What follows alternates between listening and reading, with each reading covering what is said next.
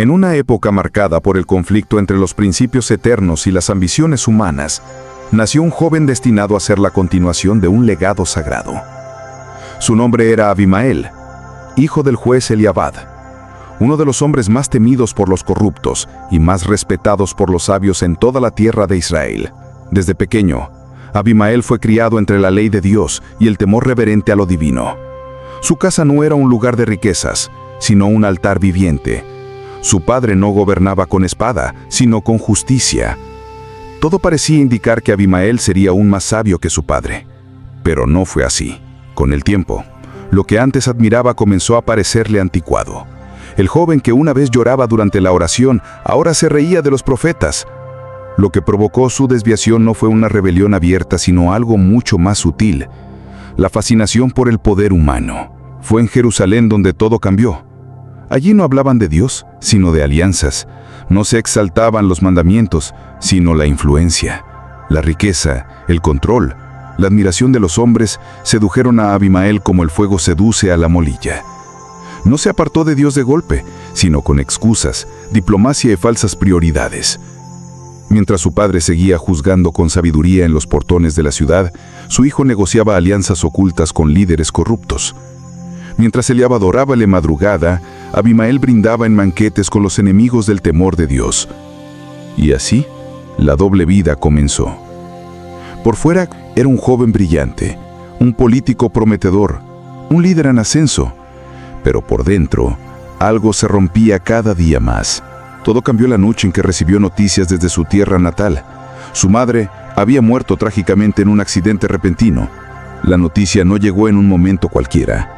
Abimael estaba en medio de una cena con magistrados y comerciantes, cerrando un trato que le daría aún más poder. El mensaje lo golpeó como un relámpago. Su madre, la mujer que le enseñó los salmos, que veló su infancia con lágrimas y oraciones, ya no estaba. Ese día no derramó lágrimas. Se limitó a guardar silencio, beber más vino y continuar con el negocio como si nada. Pero por dentro, algo comenzó a quebrarse. Durante semanas, los recuerdos lo persiguieron. Las noches en que su madre oraba por él, las palabras de su padre, los cantos que llenaban su hogar y el contraste con la oscuridad en la que ahora vivía. Lo que antes parecía sabiduría política, ahora comenzaba a verse como traición espiritual. Y entonces, Dios intervino. Una noche, mientras Abimael dormía en su residencia adornada con telas finas y perfumes extranjeros, algo sobrenatural ocurrió. Un resplandor invadió su habitación. Sus ojos, aún cerrados, se estremecieron. Su corazón comenzó a palpitar con violencia. No había fuego, pero todo ardía. No había palabras audibles, pero una voz le atravesó el alma. Era un mensaje claro, tan claro que no necesitó interpretación. Dios no había olvidado su pacto con Eliabad ni a su hijo que se alejara. Abimael se despertó sobresaltado, con el rostro empapado y las manos temblorosas. No podía explicar lo que había visto. No había sido un sueño, había sido un llamado. Uno que no podía ignorar. Por primera vez en años, sintió vergüenza. No por lo que otros veían, sino por lo que Dios veía. Recordó todo lo que había abandonado: la fe, la ley, la justicia y el legado de su padre. La habitación que una vez representaba poder, ahora le parecía una cárcel adornada. Y entonces comenzó la lucha interna. Por un lado, el orgullo le susurraba que aún podía tenerlo todo: poder, respeto humano, control político. Por el otro, el eco del cielo le llamaba al arrepentimiento, a renunciar, a regresar al polvo y volver a empezar. El mensaje celestial no se borró de su mente. Día tras día, Abimael intentaba seguir con su vida política, sus alianzas, sus planes, pero algo se había quebrado por dentro. Ya no podía dormir en paz. Lo que antes le daba satisfacción, ahora le producía un vacío amargo. La imagen de su padre orando en silencio, el recuerdo de su madre elevando cánticos al amanecer, y aquella presencia divina en su habitación lo perseguían como una sombra inevitable. Intentó silenciar el llamado con placeres. Viajó, organizó banquetes, aumentó sus riquezas, hizo nuevas alianzas, pero cada paso hacia el poder era ahora una carga en su conciencia. Se convirtió en un hombre dividido.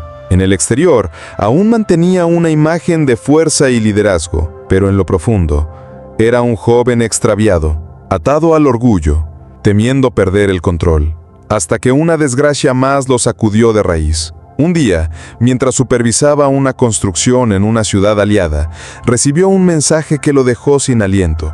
Su padre, el juez Eliabad, había enfermado gravemente. Su salud se deterioraba rápidamente y pedía ver a su hijo por última vez.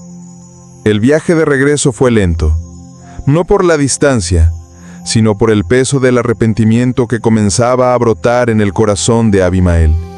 No sabía qué decirle, cómo mirar a los ojos de aquel que siempre le advirtió con amor, cómo enfrentar al hombre que había sido fiel hasta el final, mientras él lo había traicionado con desprecio silencioso. Al llegar, encontró a su padre débil, postrado en cama, con el rostro demacrado pero los ojos firmes. No hubo necesidad de palabras.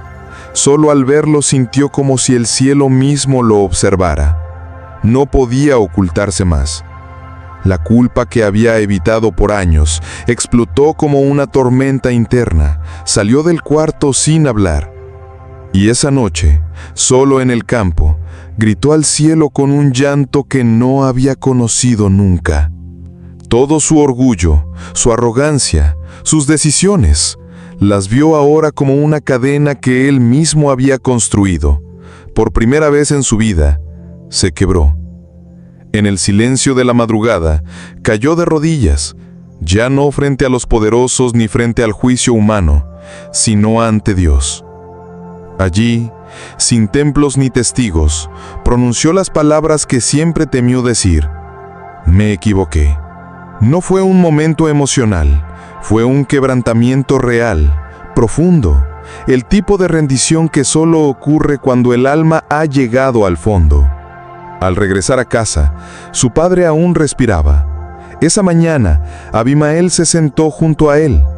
No habló del pasado ni pidió perdón con palabras, pero el cambio en su rostro, la paz en su mirada y la firmeza en su corazón hablaron más que 1000 discursos.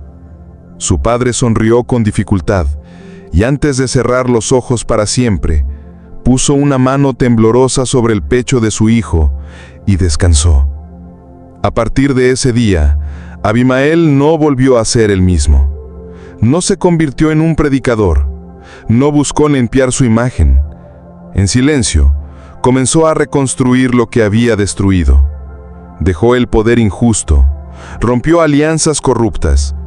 Se acercó al pueblo no como líder, sino como servidor. Empezó a estudiar nuevamente la ley, esta vez no como un futuro juez, sino como un hombre arrepentido que busca volver al corazón de Dios. A los ojos del mundo, había perdido su carrera, pero a los ojos del cielo, había ganado su alma.